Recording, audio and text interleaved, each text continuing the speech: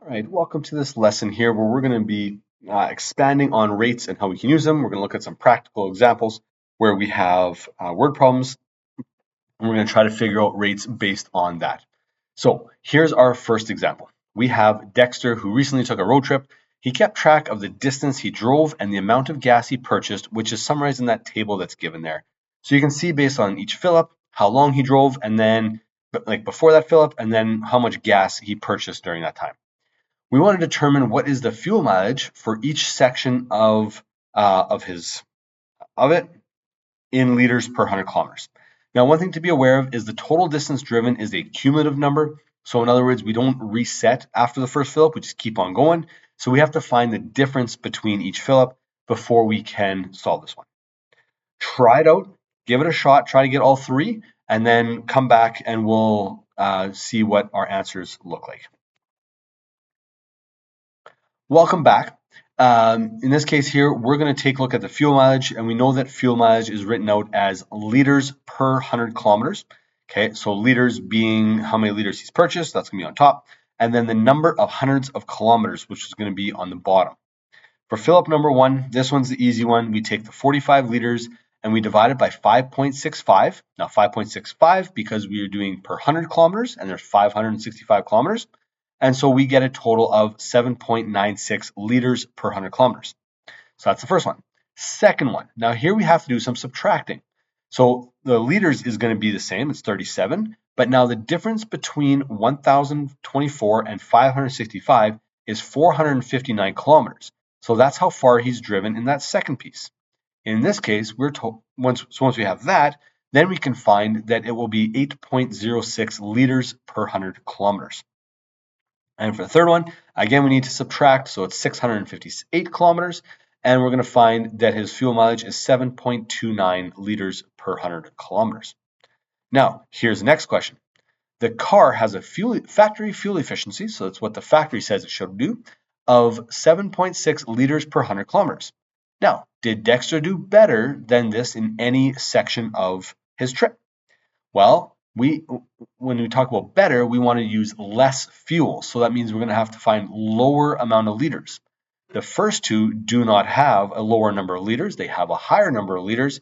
So therefore, we're going to, and it's just the last one, okay, that has a lower number of liters for this situation. So the third one definitely does better in those kinds of situations.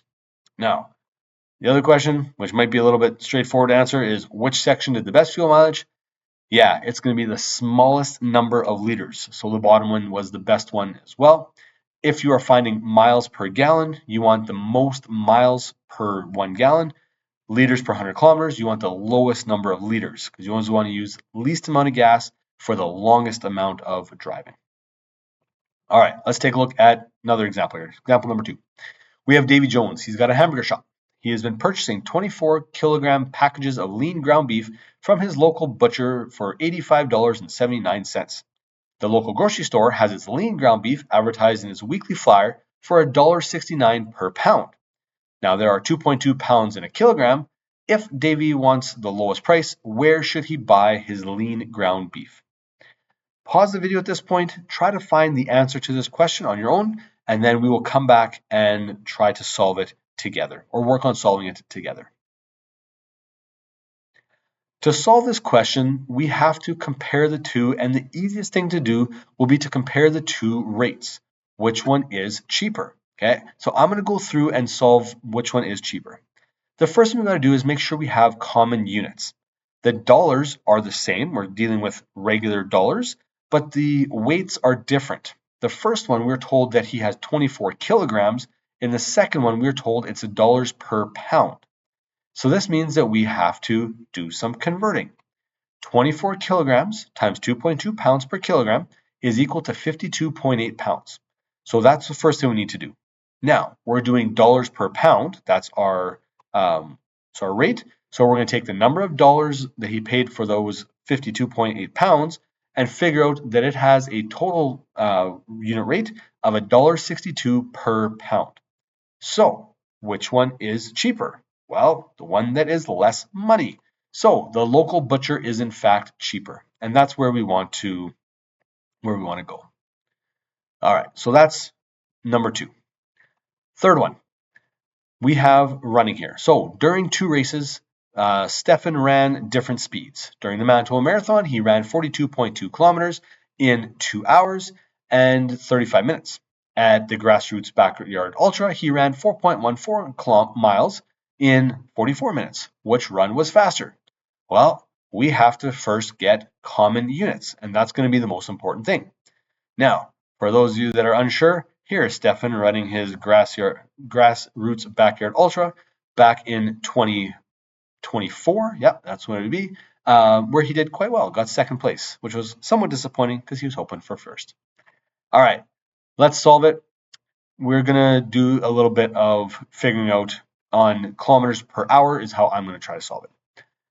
2 hours and 35 minutes is the same as 2.583 hours. We need to change that into a decimal, and it's not just 2.35. Okay, we have to change the minutes into a decimal, and it's out of 60, not 100. Then the next step is going to be to figure out that speed. 42.2 kilometers divided by 2.583 hours is 16.34 kilometers per hour. The second thing we need to do is change 4.14 miles into kilometers, and this is for the second one, 6.71 kilometers. We then find 44 minutes, which is 0.73 hours, and we can find our speed of 9.15 kilometers per hour. Which one is faster? Well, pretty obviously, the high one. So we're going to take that high piece.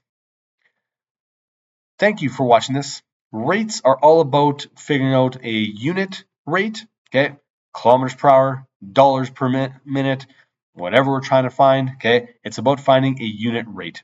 We can then compare those 2 rates or multiple rates and figure out which one is in fact smaller or bigger depending on the situation we have. Hope this has helped you out.